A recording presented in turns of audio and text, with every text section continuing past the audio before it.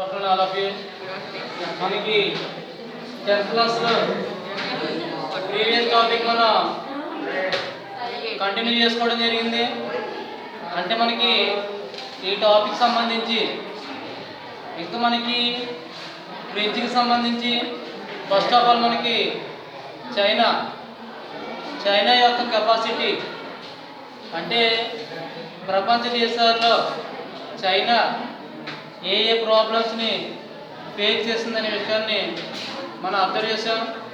తర్వాత వాటితో పాటు వియత్నాం, తర్వాత వియత్నాం మీద ఫ్రాన్స్ ఆధిపత్యం అనేది ఏ విధంగా ఉందో చూసాం మనం. ఇంకా మనకి వియత్నాంలో ఫ్రాన్స్కి సంబంధించి ఇక్కడ మనకి సివిలైజేషన్ మిషన్ అంటే సివిలైజేషన్ మిషన్ అంటే మనకి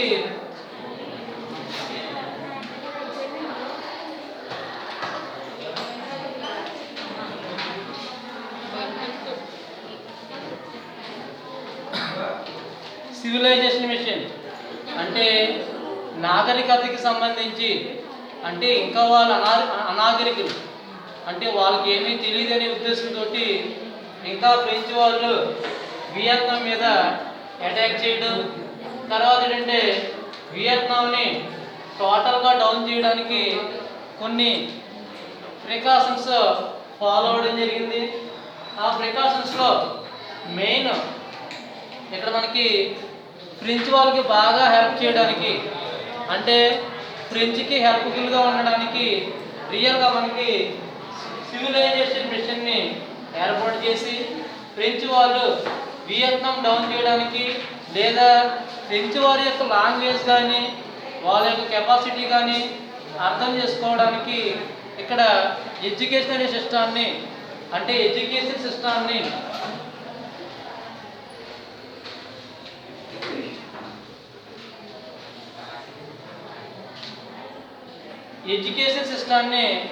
ఫ్రాన్స్ అనేది ప్లాన్ చేయడం జరిగింది. ఎవరి మీద? వియత్నాం మీద. కానీ కొంత టైం అయిన తర్వాత అంటే కొంతకాలానికి వాళ్ళకి థాట్ఫుల్ మెయిన్ ఏంటంటే ఇక్కడ వీళ్ళందరూ కూడా అంటే వియత్నాం పీపుల్ అందరూ కూడా ఎడ్యుకేటెడ్ అయిపోతే మనకి రియల్గా మన మీద యాజిటేషన్స్ అంటే ఎగ్నెస్ట్ అంటే ఎనిమీస్ కాబట్టి ఎగ్నెస్ట్గా అవుతారని చెప్పి ఎడ్యుకేషన్ అనేది టోటల్గా ఎంటర్ చేయకుండా అంటే మొత్తం ఎడ్యుకేషన్ సిస్టమ్ అంతా కూడా అంటే రియల్గా ఏమవుతుందంటే వియత్నాంలో ఫ్రెంచ్ టీచర్స్ కానీ అంటే మొత్తం వియత్నాంలో ఉన్న పీపుల్స్ అందరూ కూడా ఫ్రెంచ్ వాళ్ళే. ఇందువల్ల అంటే చాలా వరకు మనం రియల్గా ఏం చెప్పుకోవాలంటే French people settled in Vietnam. చాలామంది ఫ్రెంచ్ పీపుల్ వియత్నాంలో సెటిల్ అయిపోయారు అంటే బిజినెస్ పర్పస్ మీద ఎడ్యుకేషన్ కింద అంటే టీచర్స్ కింద లెక్చరర్స్ కింద ఏం చేశారంటే వాళ్ళందరూ కూడా వియత్నాంలో సెటిల్ అయిపోయారు. అంటే వాళ్ళని ఎవరిని వియత్నాంలో సెటిల్ అయిన ఫ్రెంచ్ పీపుల్ని ఏమంటారంటే కోలాన్స్ అంటారు. Colons is most time one marks question. Who is colons? Colons the French people settled in Vietnam. French people వియత్నాంలో సెటిల్ అయితే వాళ్ళకి పేరు ఉంది.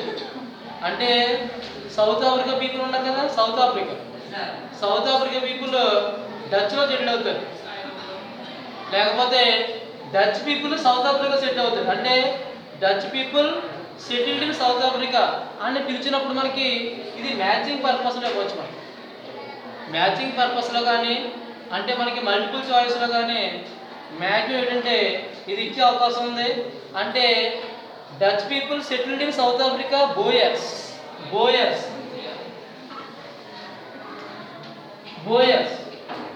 Dutch people settled in South Africa, Boers. French people settled in Vietnam, colons.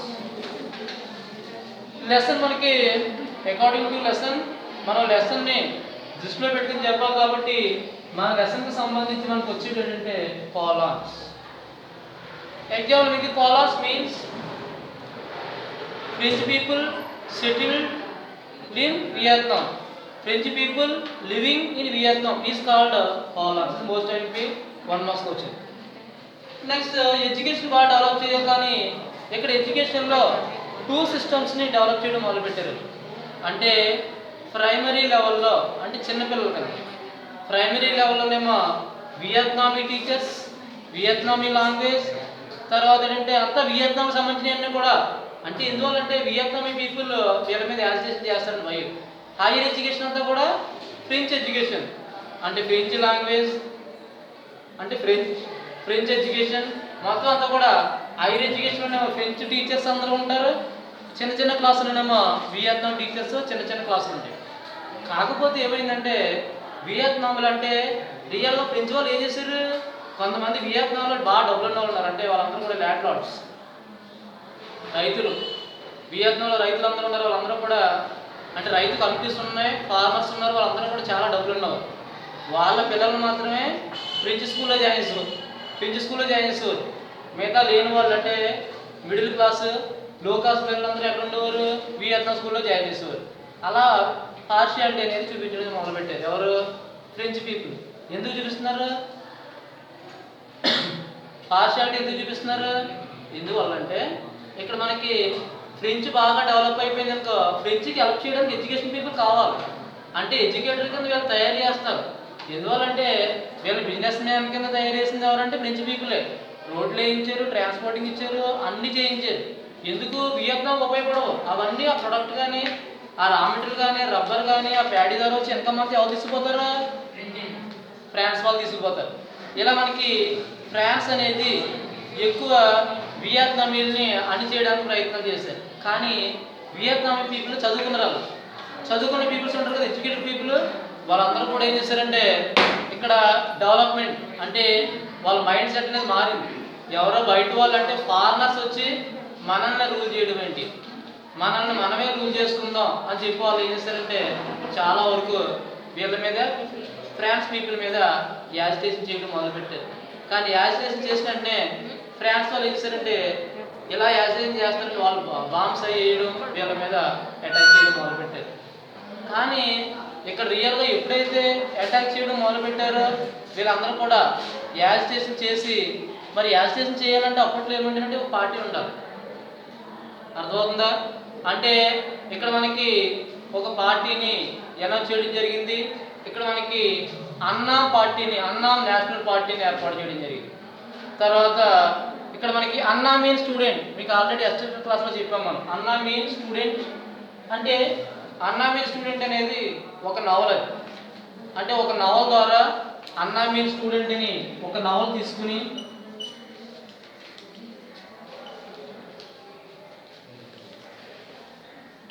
అన్నా mean student అని ఒక novel ద్వారా అంటే పబ్లిష్ చేశారు. అంటే ఏంటి, ఈ పబ్లిష్ చేసిన బుక్ ద్వారా ఏమవుతుందంటే ఆల్మోస్ట్ అంతా అంటే ఏంటి రియల్ ఇక్కడ అర్థం ఏంటి ఇక్కడ అంటే మేము కూడా న్యూస్ పేపర్ తీసుకున్నాం, తర్వాత మేము కూడా బాగా చదువుకున్నాం, మాకు జాతీయ కార్యకలాపాలు ఉన్నాయని చెప్పి ఇక్కడ మనకి వియత్నాంలో కూడా తిరుగుబాటు చేయడానికే ఇక్కడ నావల్ని ఏర్పాటు చేయడం జరిగింది. ఈ పత్రికల ద్వారా ఏం చేస్తారంటే ఫైటింగ్ చేయడం మొదలు పెడతారు, అంటే ప్రింట్ చేసి అందరికి ఇచ్చేస్తారు.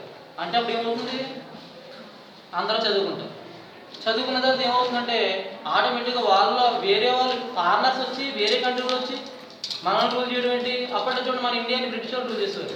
గాంధీ గారు కంటే చాలా నావల్స్ అవి రాసి వాళ్ళు ఎవరు మనం రూల్ చేయడం అని చెప్పి ఎలా తిరుగుబాటు చేశారు. అదేవిధంగా వియత్నాం పీపుల్ కూడా తిరుగుబాటు చేయడం జరిగింది.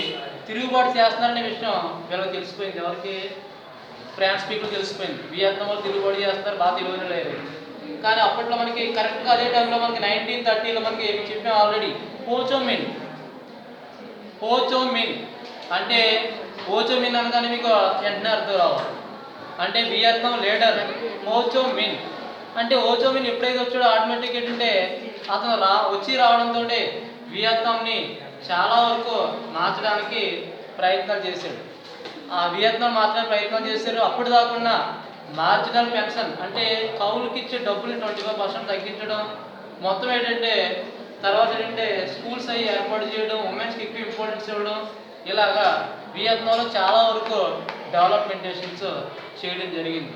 ఎందువల్లంటే తర్వాత కాలంలో యాంగ్ గుయెన్ అంటే రియల్గా ఫ్రెంచ్ పీపుల్ ఏంటి ఎలా అయినా సరే వియత్నాం డౌన్ చేయాలని. వియత్నాం కండిషన్ ఏంటి? ఫ్రెంచ్ వాళ్ళని ఎలాగైనా సరే మనం డౌన్ చేసేసి మన స్వతంత్రంగా అంటే ఓన్గా మన రిపబ్లిక్ని మనం ఏర్పాటు చేసుకోవాలని చెప్పి ఆల్రెడీ ఇక్కడ వియత్నాంలో తిరుగుబాటు చేయడం మొదలుపెట్టారు. తిరుగుబాటు చేసే ఉద్దేశం ఏంటి? ఫ్రెంచ్ వాళ్ళని కవర్ చేసి ఆటోమేటిక్గా అప్పట్లో అంటే ఏంటంటే హీరోలు రియల్గా చక్రవర్తి ఉండేవాడు. రియల్గా వియత్నాం చక్రవర్తి ఉన్నాడు. రియల్గా వియత్నాంకి చక్రవర్తి ఉన్నాడు. కానీ చక్రవర్తి కన్నా ముందు వేరే డైనాసిటీ ఉండేది. అంటే వేరే డైనాసిటీ అంటే ఇక్కడ మనకి ఎన్ గుయెన్ డైనాసిటీ ఉండేది. ఎన్ గుయెన్ డైనాసిటీ. ఈ డైనాసిటీ కావాలని వియత్నాం పీపుల్ కోరుకునేవాళ్ళు. అంటే మళ్ళీ తిరిగి రావాలని అనుకునేవారు. అప్పుడు దాకా ఉన్న ఎంపరర్ మాత్రం ఎవరు ఏమీ పట్టించుకునేవారు కాదు. తర్వాత ఏంటంటే రాను రాను తిరుగుబాటు అనేది చేయడం మొదలుపెట్టారు. ఎవరు? వియత్నాం పీపుల్ బాగా యాజిటేషన్ మొదలుపెట్టేశారు. మనకు లాభం లేదని చెప్పి ఎప్పుడైతే వియత్నాంలో తిరుగుబాటు మొదలైందో కరెక్ట్గా వియత్నాం డౌన్ చేయడానికి అంటే మీకు ఆల్రెడీ మీరు ఇంతకుముందు చూసే ఉంటారు. అంటే వియత్నాంలో ఉన్న ఎంపరర్ ఎప్పుడు కూడా డౌనే. ఎంపరర్ ఉంటాడంతే. ఎంపరర్ని ఎవరు కొనేస్తారు? ఫ్రెంచ్ పీపుల్ తీసుకున్నారు. అంటే అతను ఏం చెప్తే వాళ్ళు ఏం చెప్తే ఇప్పుడు చక్రవర్తి ఏం చేస్తాడు? అదే పని చేయడం మొదలుపెట్టాడు. ఇలా మనకి వియత్నాంలో మనకి ఒక న్యూ రిపబ్లిక్ ఆర్గనైజేషన్ అనేది ఏర్పడింది. ఎప్పుడైతే వియత్నాంలో ఆర్గనైజేషన్ ఏర్పడిందో ఇక్కడ వియత్నాంలో ఇంకా అంటే పార్టీలు ఏర్పడినాయి, అన్నీ ఏర్పడినాయి. తర్వాత ఏంటంటే వియత్నాం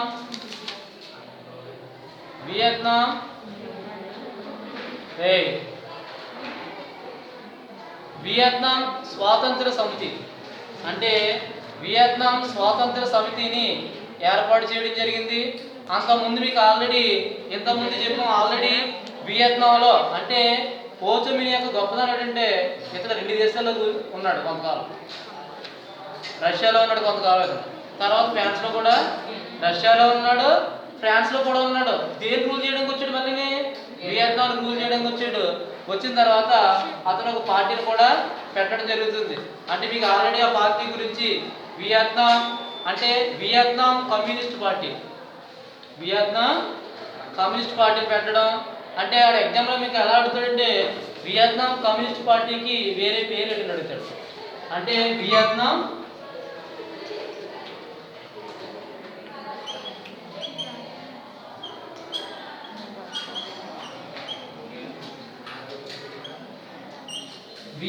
కమ్యూనిస్ట్ పార్టీని అంటే వియత్నాం కమ్యూనిస్ట్ పార్టీని నేమ్ ఇవ్వడం జరిగింది. ఎవరు పెట్టింది? ఎవరి పార్టీ? ఎవరు పెట్టింది వియత్నాం కమ్యూనిస్ట్ పార్టీ అంటే? హోచిమిన్. ఎవరు పెట్టారు? హోచిమిన్. హోచిమిన్ దీన్ని వేరేగా మనకి ఎలా చెప్పాలంటే కాంగ్ శాన్ డాంగ్ అంటే. కాంగ్ శాన్ డాంగ్ ఇది most MP Kong San dong అని ఇక్కడ మనకి వియత్నాం కమ్యూనిస్ట్ పార్టీని పెట్టారు. తర్వాత దీని రాను దీని పేరు ఏంటంటే రాను కొంతకాలం పోయేటప్పటికి ఇండో చైనీస్ కమ్యూనిస్ట్ పార్టీ కింద దీన్ని మార్చేశారు. ఎప్పుడు? తర్వాత కాలంలో. అంటే చైనీస్కి సంబంధం లేదు కదా, వియత్నాంకి చైనీస్కి సంబంధం లేదు. అలాగే వియత్నాంకి ఇండియాకి కూడా సంబంధం లేదు. తర్వాత కొంతకాలం పోయేటప్పటికి నేమ్ ఎలా మార్చారు? ఏంటి? వియత్నాం కమ్యూనిస్ట్ పార్టీని అంటే Kong San డాంగ్ని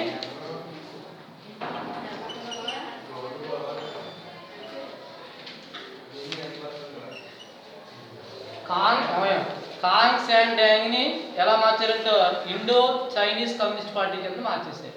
Indo Chinese communist party అంటే ఇండియాకి చైనాకి సంబంధించి ఒక కమ్యూనిస్ట్ పార్టీ అనేది ఉండాలి. అంటే ఫస్ట్ నుంచి కమ్యూనిస్ట్ అంటే ఎలా వచ్చింది మనకి? కేఎంటీ. ఫస్ట్ కమ్యూనిస్ట్ ఎలా వచ్చింది మనకి? కేఎంటీ. కేఎంటీ అంటే ఏంటి? కేఎంటీ అంటే కామర్టన్. ఎవరు ఎక్కడి నుంచి వచ్చింది ఇది? ఫస్ట్ పెట్టింది ఎవరు? 1918 ఎవరు పెట్టారు? లెనిన్ పెట్టాడు. ఎవరు పెట్టారు? లెనిన్ పెట్టారు. తర్వాత ఏంటంటే సిసిపి పార్టీ ఏర్పడంటే ఇది పెట్టిన తర్వాత సిసిపి చైనీస్ కమ్యూనిస్ట్ పార్టీ ఏర్పడిందంటే 1918లో కేఎంటీ పెట్టాడు లెనిన్.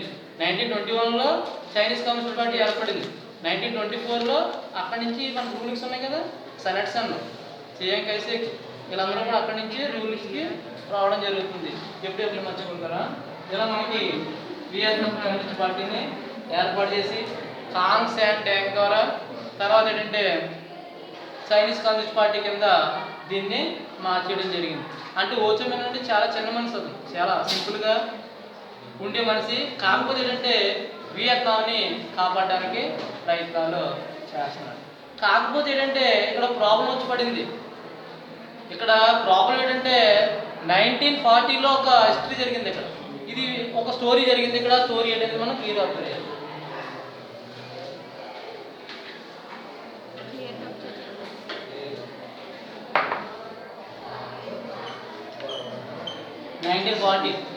నేను 1940లో ఏం జరుగుతుంది?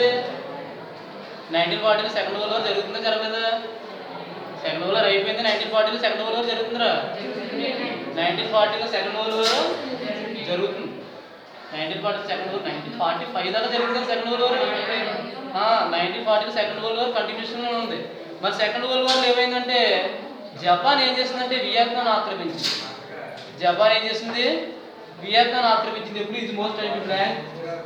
Japan occupied Vietnam in the second world war time 1940.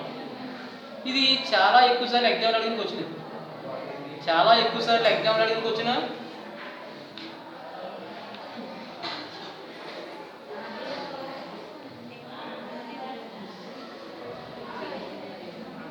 అంటే మనకి చాలాసార్లు ఎగ్జామ్లు అడిగినకి వచ్చింది కాబట్టి మనం ఏం చేయాలంటే చాలా క్లియర్గా వినాలి. ఎందువల్లంటే మనం ఇది గుర్తుపెట్టుకోవాలి. 1940లో జపాన్ ఇన్వేటెడ్ ఆల్రెడీ ఇన్వేట్ చేసింది, దాడి చేసింది, ఆక్యుపై చేసింది, అంటే తీసుకుంది.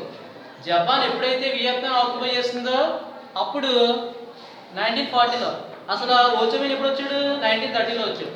అంటే ఓచోమిన్ వచ్చిన 10 ఇయర్స్ తర్వాత ఏమైందంటే జపాన్ వియత్నాం ఆక్యుపై చేసింది. అసలు రియల్గా వియత్నాంకి ఎనిమి ఎవరు? వియత్నాంకి ఎనిమి ఎవరు? ఫ్రాన్స్. ఇప్పుడు కొత్త ఎనిమి ఎవరంటే జపాన్. ఇక్కడ మనకి ఇద్దరు ఎనిమీస్ ఉన్నారు, అంటే 2 ఎనిమీస్ ఉన్నాయి. ఎవరికంటే వియత్నాం. అంటే ఒక సైడ్ నుంచి జపాన్ని బయటకు పంపించాలి, మన దేశాన్ని తోలేయలేరు అనుకున్నారు వియత్నాం. తర్వాత ఎవరిని పంపించాలి? ఫ్రాన్స్ కూడా ఈ కంట్రీస్ నుంచి ఫ్రాన్స్ను కూడా బయటకు పంపించాలని ప్రయత్నాలు చేస్తున్నారు. దీనివల్ల ఏమైందంటే కరెక్ట్గా అదే సమయంలో ఒక విషయం జరిగింది. కరెక్ట్గా అదే అంటే సెకండ్ వరల్డ్ వార్ జరుగుతున్నగానే హిట్లర్ సడన్గా ఏం చేశాడంటే ఫ్రాన్స్ మీద అటాక్ చేశాడు. ఫ్రాన్స్ మీద అటాక్ చేస్తే ఫ్రాన్స్ కీల మీదకి వస్తుందా రాదా? అంటే ఎప్పుడైతే ఫ్రాన్స్ మీద హిట్లర్ అటాక్ చేశాడో ఫ్రాన్స్ హిట్లర్ ఉన్న కంట్రీ ఏంటి? Very good, Germany. France Germany వాళ్ళిద్దరూ కూడా ఆ విధంగా ప్రయత్నంలో ఉండిపోయారంటే వాళ్ళిద్దరూ కూడా ఫైటింగ్లో ఉండిపోవడం జరిగింది. ఎప్పుడైతే వాళ్ళిద్దరూ కూడా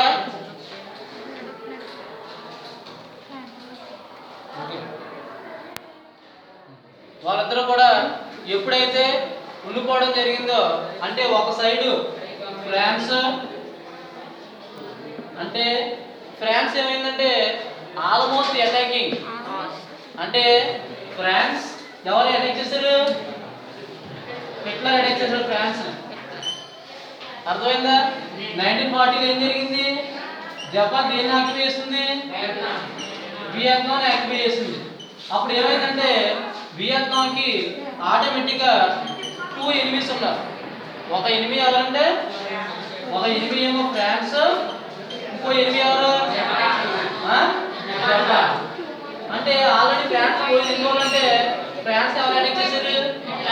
హిట్లర్ ఎప్పుడైతే ఫ్రాన్స్ అటాక్ చేశాడో ఫ్రాన్స్ గొడవ వియత్నాం లేదు, ఇంకా ఫ్రాన్స్ గొడవ లేదు.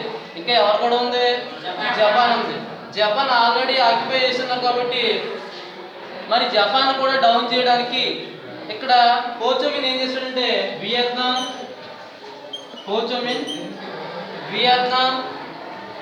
అంటే వియత్నాం ఇండిపెండెన్స్ లేదా వియత్నాం లిబరేషన్ సమితి. అంటే రియల్గా చెప్పాలంటే ఇక్కడ సమితి అనగానే కాన్ఫెడరేషన్ చెప్పొచ్చు.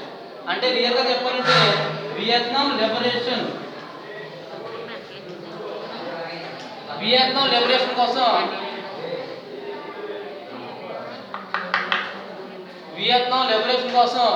ఇక్కడ మనకి ఎవరు ప్రయత్నం చేస్తున్నారంటే హోచోమిన్ ప్రయత్నాలు చేయడం. ఇక్కడ మనకి ఎప్పుడైతే దీన్ని అంటే రియల్గా చెప్పాలంటే వియత్నాం స్వాతంత్ర సమితి అని అర్థం తెలుగులో చెప్తారు. మనం దీన్నే మనం ఎలా చెప్తామంటే వియత్ మిన్ సింపుల్ వర్డ్ మనం అంతా గుర్తుపెట్టుకోవచ్చు.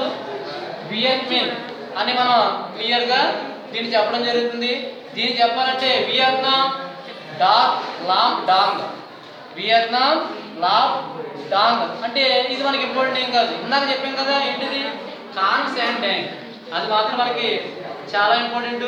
ఇక్కడ మనకి చివరిగా ఏమైందంటే జపానీలు అంటే రియల్గా జపాన్ మీద ఎదురుదాడి చేసి, అంటే వియత్నాం జపాన్ మీద అటాక్ చేయడం, అటాక్ చేసి ఏమైందంటే జపాన్ ఆల్రెడీ ఆక్యుపై చేస్తుంది కాబట్టి తర్వాత ఏమైందంటే వియత్నాం క్యాపిటల్ ఏంటంటే హనోయ్, వియత్నాం క్యాపిటల్ ఏంటి హనోయ్, ఆ క్యాపిటల్ని ఏమేమి తీసుకుని జపాన్ బయటికి పంపించేయడం జరిగింది.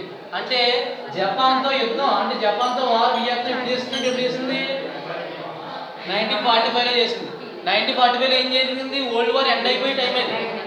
అంటే కరెక్ట్గా అంత బాగానే ఉంది. 1945 వచ్చేటప్పటికి జపాన్ని అటాక్ చేశారు ఎవరు, వియత్నాం పీపుల్. జపాన్ వాళ్ళు ఓడించి వీళ్ళ రాజ్యాన్ని వీళ్ళు తీసుకున్నారు. అప్పటి నుంచి వియత్నాం ఏమైంది, ఫ్రీ అయిపోయింది. ఎందువల్లంటే ఫ్రాన్స్ గొడవ లేదు, చైనా గొడవ లేదు, జపాన్ గొడవ కూడా లేదు. సో అక్కడితోటి వియత్నాం ఏమైందంటే సేవ్ అయిపోయింది. వియత్నాం ఎవరో కూడా అటాక్ చేయలేదు. కానీ మళ్ళీ ఏమైందంటే ఎప్పుడైతే వియత్నాం డౌన్ అయిపోయిందో ఆటోమేటిక్గా ఇక్కడ మనకి న్యూ రిపబ్లిక్ ఆర్గనైజేషన్ ఏర్పడింది. అంతా ఫ్రీ అయిపోయారు కదా, వియత్నాం ఫ్రీ అయిపోయింది. మీకు తెలుసు కదా స్టోరీ, ఫ్రాన్స్ ఏమో ఇట్టర్ కొట్టాడు, జపాన్ ఏమో ఎలా వాడించారు, అన్నీ చేశారు, వియత్నాం ఫ్రీ అయిపోయింది. ఫ్రీ అయిపోయిన తర్వాత ఏమైందంటే వియత్నాంలో ఇక్కడ మనకి న్యూ రిపబ్లిక్ ఆర్గనైజేషన్ ఏర్పడింది. New republic organisation.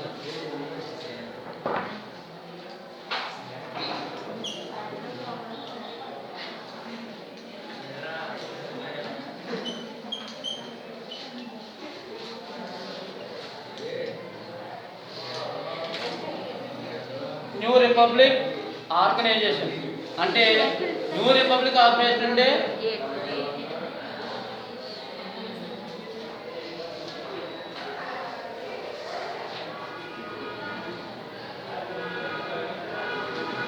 ఎప్పుడైతే వియత్నాం ఫ్రీ అయిపోయిందో ఇక్కడ మనకి న్యూ రిపబ్లిక్ ఆర్గనైజేషన్ అనేది ఏర్పడింది. అక్కడి నుంచి రియల్గా అంటే ఫ్రెంచ్ రోజు ప్రతిసారి ఎక్కువగా మనకి ఫ్రెంచ్ పీపుల్ ఏం చేస్తున్నారు, ప్రతిసారి అటాక్ చేస్తున్నారు ఎవరిని, వియత్నాం పీపుల్. వియత్నామీస్ ఏం చేశారంటే చివరికి ప్రతిసారి అటాక్ చేస్తున్నారు, ఎలాగైనా సరే వీళ్ళు ఓడించాలని చెప్పి ఇక్కడ ఏం చేశారంటే అంటే పోరాడు చివరికి 8 years ఆఫ్టర్ అంటే 8 సంవత్సరాల తర్వాత ఫ్రెంచ్ వారిని ఏం చేశారు, ఓడించడం అనేది జరిగింది. అలా ఓడించడాన్ని మనం ఏమంటామంటే 1954లో డీన్ వీన్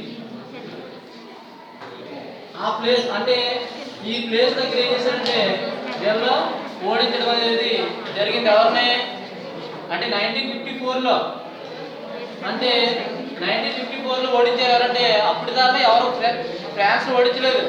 కానీ ఫ్రాన్స్ అక్కడ స్టేబుల్ అయింది. ఎప్పుడు హిట్లర్ అటాక్ చేయడం స్టేబుల్ అయింది. తర్వాత మళ్ళీ ఏం చేసింది, మళ్ళీ వచ్చింది. మళ్ళీ వస్తే ఏం చేశారు, తర్వాత 8 సంవత్సరాల తర్వాత ఏం చేశారంటే దీన్ని 1954లో దీన్ని ఓడించడం అనేది జరిగింది. దాంతో ఫ్రాన్స్ ఓడిపోయింది. అప్పుడు ఫ్రాన్స్ ఓడిపోయిన తర్వాత కరెక్ట్గా ఎవరైతే ఫ్రాన్స్ ఎవరినైతే బంధించారో వాళ్ళందరినీ కూడా రిలీజ్ చేయడం, తర్వాత ఏంటంటే ఇది చాలా గొప్పగా జరిగింది. కానీ ఏంటంటే మళ్ళీ ఇది అంతా జరిగిన తర్వాత వియత్నాం 2 స్టేట్స్ అయిపోయింది. ఇదంతా జరిగిన తర్వాత వియత్నాం ఇక్కడ 2 parts కింద డివైడ్ అయింది. వియత్నాం 2 parts అనేది చూడండి. వియత్నాం మనకి 2 parts కింద డివైడ్ అయింది.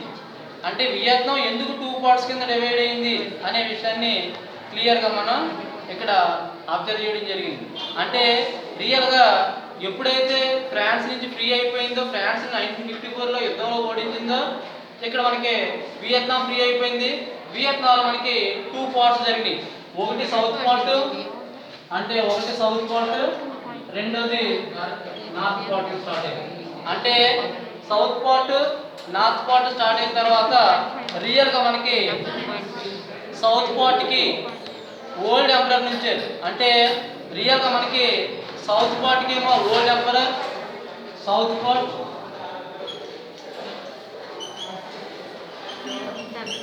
సౌత్ పార్ట్కి ఓల్డ్ ఎంపరర్. ఇక్కడ మనకి అదే విధంగా నార్త్ పార్ట్కి ఎవరున్నారంటే పాత వాడు ఎవరు మనకి ఓచోమిన్. ఎవరు? ఓచోమిన్ మనకి నార్త్ పార్ట్కి మనకి ఓచోమిన్ ఉండడం జరిగింది. నార్త్ పార్ట్కి ఓచోమిన్ ఉన్నాడు.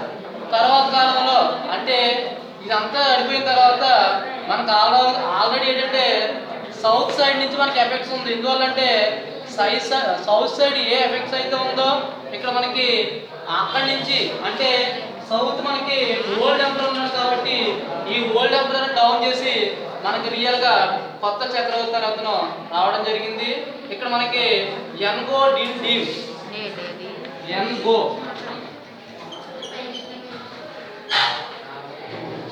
అంటే ఎన్గో డిన్ డీమ్ అని అంటే ఏంటి రియల్గా వియత్నాం ఇది అంతా అయిపోయిన తర్వాత వియత్నాం 2 పార్ట్స్ అయింది. ఎప్పుడైన తర్వాత ఫ్రెంచ్ లిబరేషన్ అయిన తర్వాత వియత్నాం ఫ్రీ అయిపోయాక 2 పార్ట్స్ అయింది. సౌత్ పార్ట్ ఏమో ఓల్డ్ ఎంపరర్కి ఇచ్చారు, నార్త్ పార్ట్ ఎవరికి ఇచ్చారు? ఓచోమిన్కి ఇచ్చారు. ఓల్డ్ ఎంపరర్ పక్కకి ఇచ్చేసి కొత్త వచ్చాడు. అతని పేరేంటి? ఎన్గో డిన్ డీమ్. అతను వచ్చి రావడంతో ఒక లిబరేషన్ పెట్టాడు. ఆ లిబరేషన్ పేరు ఏంటంటే ఎన్ఎల్ఎఫ్. ఎన్ఎల్ఎఫ్ అంటే నేషనల్ లిబరేషన్ ఫ్రంట్. అంటే నేషనల్ లిబరేషన్ ఫ్రంట్ అని ఒక ఫ్రంట్ని ఏర్పాటు చేయడం జరిగింది. అంటే ఇక్కడ మనకి ఎప్పుడైనా సరే ఓచోమిన్ దగ్గర నుంచి కమ్యూనిస్ట్ ఎలా పనిచేస్తారనే విషయాన్ని క్లియర్గా మనం అర్థం చేయాలి. అంటే నార్త్ సౌత్ ఇలా మనకి వియత్నాం అనేది 2 పార్ట్స్ కింద డివైడ్ అయిపోయింది. అంటే ఇక్కడ మనకి వియత్నాంలో 1954లో ఎప్పుడైతే ఫ్రాన్స్ను ఓడించారో ఆటోమేటిక్గా 1954లో ఏ స్టార్ట్ అయింది అంటే ఇక్కడ మనకి నార్త్ సైడ్ అంటే నార్త్ సైడ్ ఈ సైడ్ మనకి ల్యాండ్ రిఫార్మ్ స్టార్ట్ అయింది. నార్త్ సైడ్ మనకి ల్యాండ్ రిఫార్మ్స్. అంటే ల్యాండ్ రిఫార్మ్స్ అంటే ఏంటి? పెద్ద పెద్ద ల్యాండ్ లార్డ్స్ ఉంటే వాళ్ళందరి దగ్గర భూమి తీసుకుని లేని వాళ్ళకి ఏం చేస్తారు? ఎవరు కావాలో వాళ్ళకి ల్యాండ్ అనే పనిచేయడం అనేది జరుగుతుంది. తర్వాత ఇదంతా జరిగిన తర్వాత క్లియర్గా ఏంటంటే వియత్నాంలో అంటే వియత్నాం పీపుల్కి ఫార్మర్షిప్ అంటే రైతులు అనేవాళ్ళు చాలా ఇంపార్టెన్స్ అనేది ఇవ్వడం జరిగింది. అంటే రైతులు ఎక్కువ సపోర్ట్ చేశారు ఎవరికి? వియత్నాంకి. కానీ ఏంటంటే ఇక్కడ మనకి ఒక మళ్ళీ చిన్న ఇష్యూ జరిగింది. ఆ ఇష్యూ ఏంటనేది ఒకసారి ఇంకా వీటికి సంబంధించి ఇష్యూ ఏంటంటే ఇక్కడ ఏమైంది ఇప్పుడు మనకి సౌత్ సైడ్ ఎవరున్నారు? సౌత్ సైడ్ ఎవరున్నారు? సౌత్ సైడ్ ఎవరున్నారు? సౌత్ సైడ్ మనకి రూలింగ్ ఎవరున్నారు? ఎన్గోడిన్. నార్త్ సైడ్ ఎవరున్నారు? ఓచోమిన్ ఉన్నాడు. అంటే రెండింటిని ఏకం చేయడానికి రెండింటిని కలిపేద్దామని ట్రై చేసాడు ఎవరంటే ఇక్కడ మనకి సౌత్ సైడ్ ఉన్న డీమ్. ఎప్పుడైతే అనుకున్నాడో ఆటోమేటిక్గా వియత్నాంలో ఈ 2 గ్రూపులు కలిసిపోతే మనకి ఇబ్బంది ఉంటుందని చెప్పి వీళ్ళు ఎలాగైనా సరే అనిచేయాలని చెప్పి మళ్ళీ రంగంలోకి ఎవరు దిగారంటే యూఎస్ఏ దిగింది. యూఎస్ఏ అంటే అమెరికా. ఫ్రాన్స్ అయిపోయింది, జపాన్ అయిపోయింది, చైనా అయిపోయింది, అందరూ అయిపోయాక మిగిలింది కంటే ఏంటి? యూఎస్ఏ. వీళ్ళు అనిచేయాలి ఎవరిని అనిచాలి? వియత్నాంలో 2 గ్రూపులు కలవకుండా చేయాలి అని వీళ్ళు ప్లాన్ చేశారు. చివరికి ఏమైందంటే ఇలా ప్లాన్ చేసేటప్పుడు మెయిన్ వాళ్ళకి వీళ్ళకి ఎక్కువ క్లాష్ రావడం వల్ల అమెరికా వాళ్ళు ఇక్కడ టాపిక్ చాలా ఇంపార్టెంట్, జాగ్రత్తగా వినాలి. ఇక్కడ మనకి అమెరికా ఏం చేస్తుందంటే వాళ్ళ మీద విమానాలు అంటే మనకి జెట్ ఫ్లైట్స్ అవి ఉపయోగించడం, వాళ్ళ మీద అటాక్ చేయడానికి B-52 ఏరోప్లేన్స్ని వాడారు. B-52 ఏరోప్లేన్స్ని వాడారు ఎవరి మీదకి? వియత్నాం మీద. అంటే వియత్నాంలో ఎటువంటి కండిషన్ లేకుండా వియత్నాం అణిచేయాలి, వాళ్ళందరినీ కూడా అణిచేసే ధోరణిలో ఉంచాలని చెప్పి B-52 అంటే ఎగ్జామ్ అడుగుతాడు, చాలాసార్లు అడిగాడు.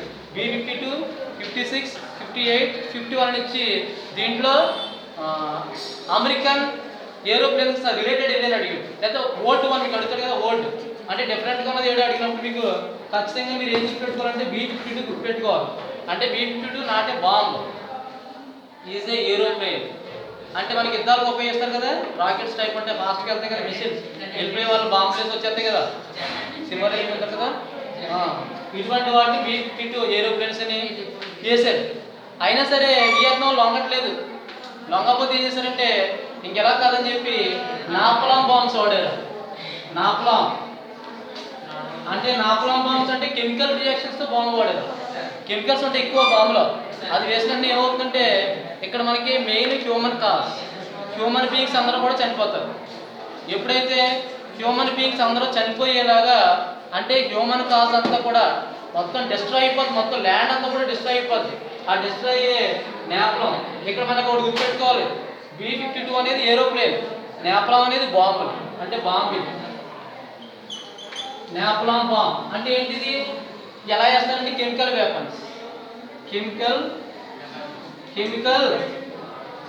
ఎలా చేస్తారంటే ఇది కెమికల్ వెపన్స్ అంటే కెమికల్ వెపన్స్ ఉపయోగించి అంటే రసాయనాలు కలిపేస్తారు. దానివల్ల ఏమవుతాయంటే మనుషులు చాలామంది చనిపోవడం అనేది జరుగుతుంది. ఇవి కూడా ఉపయోగించారు. ఇంకా వియత్నాంలో గ్రేనరీ ఎక్కువ ఉంది. అంటే గ్రేనరీ అంటే వాళ్ళు తెలుసు కదా, ప్యాడీ రబ్బర్ ఇవన్నీ పంటలు ఎక్కువ వేస్తారు. ఎవరు చెప్పారు, ఎవరైనా సపోర్ట్ చేశారు వాళ్ళకి ఫ్యాన్స్ చేయించుకున్నారు.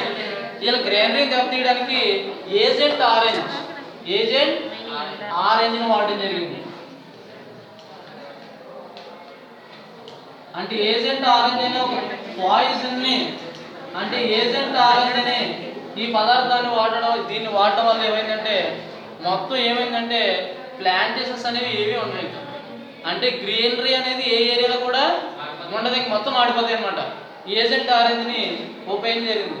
అంటే వాళ్ళు ఏం చేసేవారంటే అప్పట్లో ఆరెంజ్ అంటే ఆరెంజ్ కలర్ బాక్స్లో దాన్ని దాసేవారు. అంటే ఆరెంజ్ కలర్ బాక్స్లో దాన్ని దాసారు కాబట్టి దాన్ని ఏం పేరు వచ్చింది? Agent orange.